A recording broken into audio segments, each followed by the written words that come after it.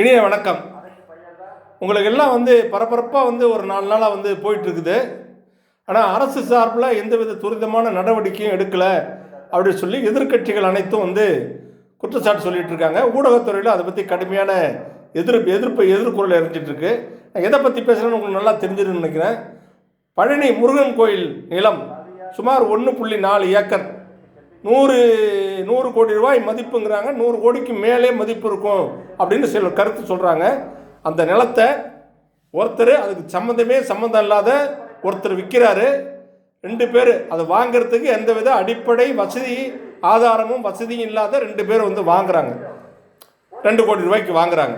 அதை ஒரு பதிவாளர், பத்திரப்பதிவாளர், அதை சார் பதிவாளர் அதை பதிவு செய்து கொடுக்குறார்.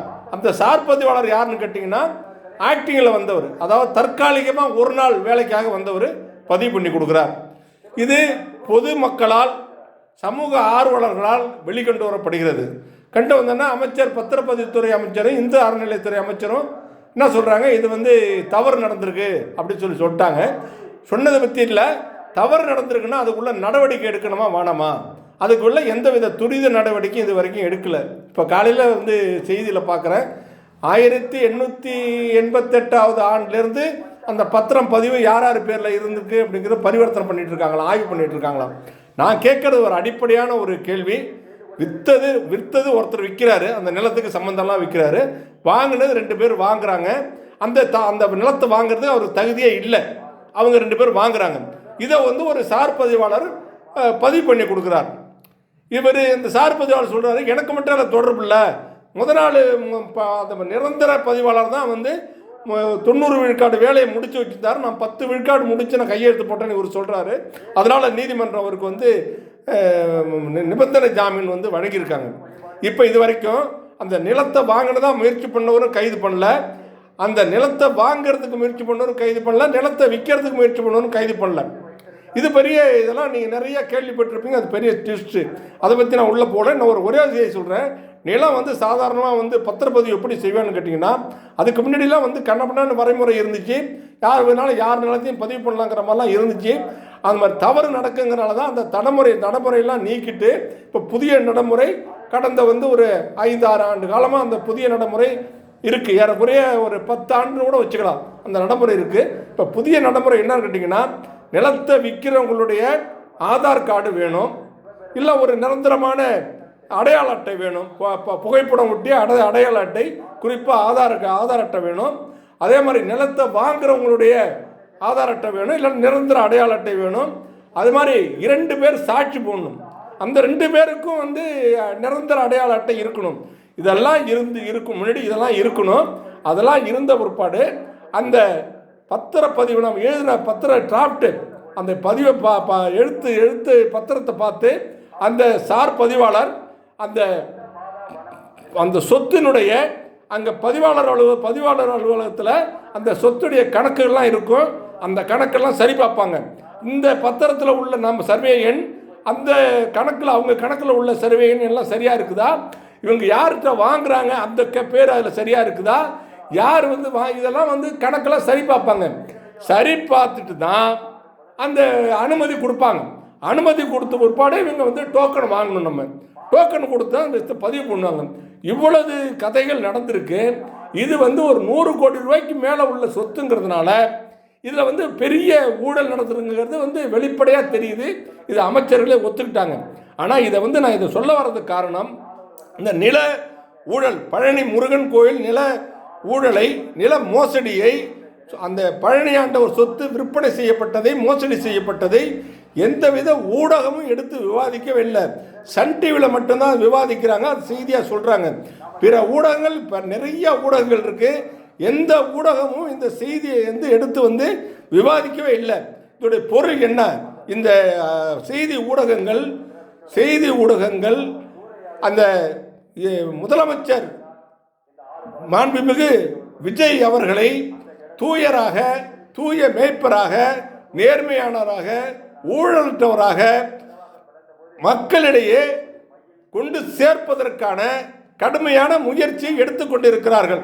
அதனால தான் இதில் ஒரு துரித நடவடிக்கையை இந்த ஊடகங்கள் வெளிப்படையாக கொண்டு வரல.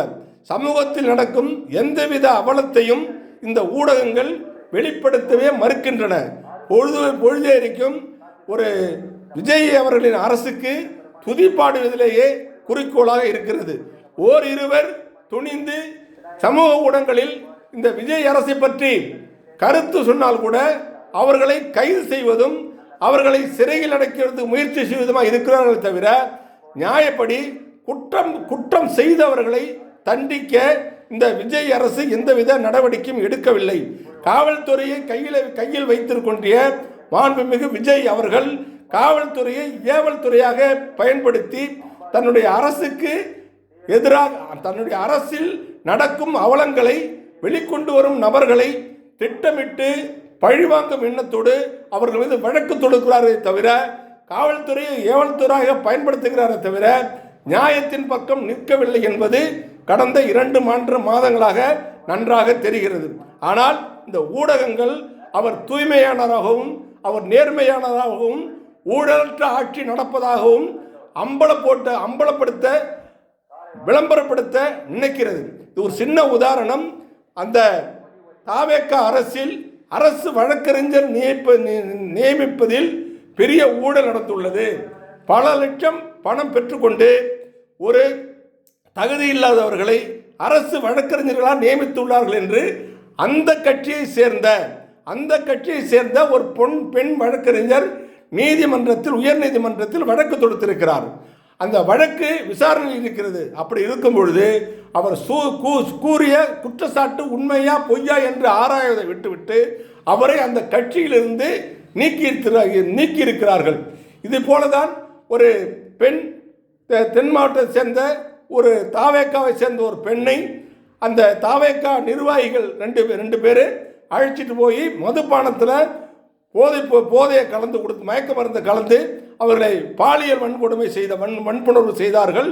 அதை நான் சட்டமன்ற உறுப்பினர் சொல்ல போகிறேன் என்று சொன்னதற்காக, நீ அவர் தான் எங்களை இது மாதிரி செய்ய சொன்னார், உன்னால் முடிஞ்சது பார்த்துட்டு போன்னு சொல்லிட்டாங்க. இதுவரை அந்த சட்டமன்ற உறுப்பினர் மீது எந்த நடவடிக்கையும் எடுக்கவில்லை. ஆனால் அந்த பெண் அந்த கட்சியிலிருந்து நீக்கப்பட்டுள்ளார். இதுபோல் இங்கே மேற்கு மாவட்டத்திலே கொங்கு மண்டலம் நினைக்கிறேன், ஒரு தாவேக்கா கட்சியை சேர்ந்தவர் குட்கா வியாபாரம் செய்து 7 கிலோன்னு நினைக்கிறேன், சரியாக சொன்னால் 7 கிலோன்னு நினைக்கிறேன், குட்காவை கையங்கலமாக பிடித்துள்ளார்கள். ஆனால் காவல்துறை அவருக்கு காவல் நிலையத்திலேயே ஜாமீன் வழங்கி விடுதலை செய்துள்ளது. இதுபோல பல அவலங்கள் தொடர்ந்து நடந்து கொண்டிருக்கிறது. பாலியல் குற்றங்களில் ஈடுபடுபவர்கள் பெரும்பாலானவர்கள் தாவேக கட்சியை சேர்ந்தவர்களாக இருக்கிறார்கள். அதனால் இந்த அரசு அவர்களை கண்டும் காணாமல் இருக்கிறது என்பது யதார்த்தமான உண்மையாக இருக்கிறது. இதை நாட்டு மக்களுக்கு வெளிச்சம் போட்டு நடுநிலையோடு ஊடக தர்மத்தோடு வெளிச்சம் போட்டு காட்ட வேண்டிய ஊடகத்துறை வாய் மூடி மௌனியாக இருப்பது மிகவும் ஜனநாயகத்துக்கு விடுக்கப்படும் அறைகூவலாக இருக்கிறது என்பதை மக்கள் புரிந்து கொள்ள வேண்டும்.